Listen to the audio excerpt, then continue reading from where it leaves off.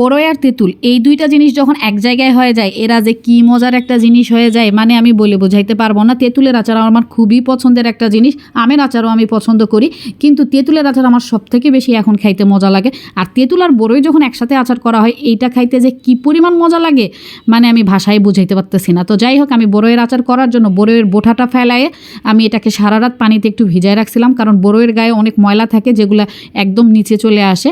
তো বড়ইগুলো সুন্দর করে ভিজায় রাখছিলাম আর ওগুলো হালকা করে একটু ধুয়ে নিয়ে তারপরে প্রেশার কুকারে একটু হলুদ আর একটু লবণ দিয়ে সিটি দিয়ে নিছি।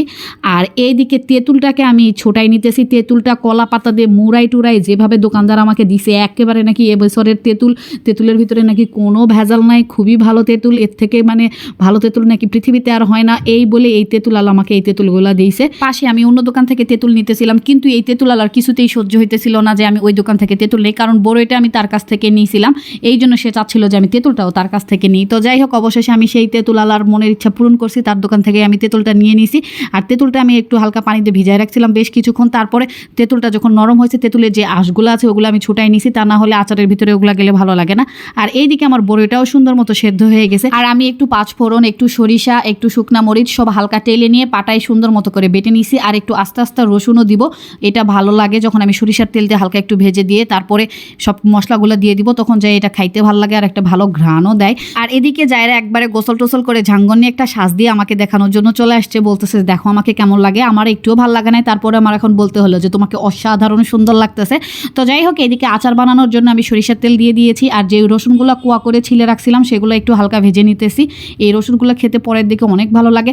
আর সবগুলো মশলা আমি এখন এর ভিতরে দিয়ে দিই, যেগুলো আমি একটু হালকা তেলে রেখেছিলাম, শুকনা মরিচ, পাঁচফোড়ন আর সরিষা আর কি।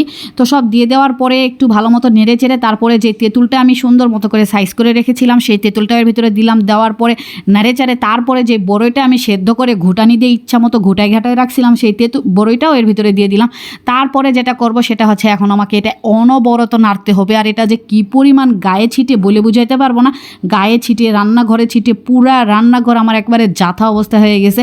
আর এইদিকে চিনি দিয়ে দিতেছি, গুড় দিয়ে বানাইলে মজা লাগে, বাট আমার গুড় শেষ হয়ে গেছে, এই জন্য আমি আর গুড় দিতে পারি নাই। তো আমি এখানে চিনি দিয়ে দিয়েছি। এখন চিনি দেখে অনেকে বলতে পারেন যে এত এত চিনি কেন দিলেন।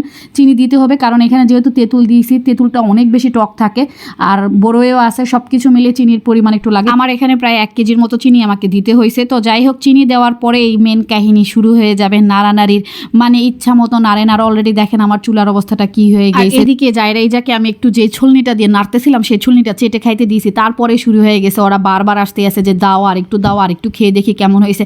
ওদেরকে আমি বুঝাইতে পারতেছি না যে আরও সময় লাগবে, এখনও এটা হয় নাই, কিন্তু যায়রা মনি শুধু দরজা থেকে যাইতেইছে না, দাঁড়ায় আছে।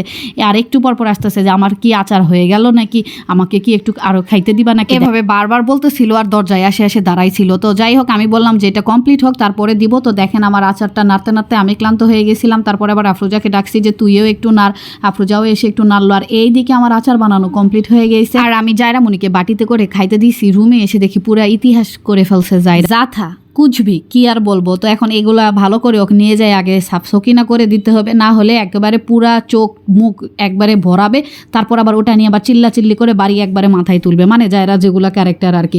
তো আমি বলতেছি যে খাইতেছো খাও, এরকম কেন করতেছো, বলতেছে আমার এভাবে খাইতেই মজা লাগতেছে। মানে আমি যায়রার সাথে খুব একটা কথাই পারি না, এই জন্য ওর সাথে আমি কথাও তো বলতেও যাই না।